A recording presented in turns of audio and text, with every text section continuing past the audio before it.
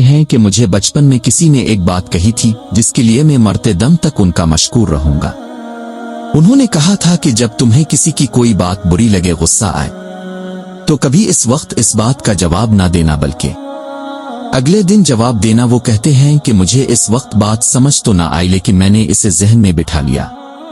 پھر جب میں بڑا ہوا اور اس بات پر عمل کرنا شروع کر دیا، میں غصہ دلانے والی بات کا فوراً جواب نہ دیتا بلکہ اگلے دن پر چھوڑ دیتا۔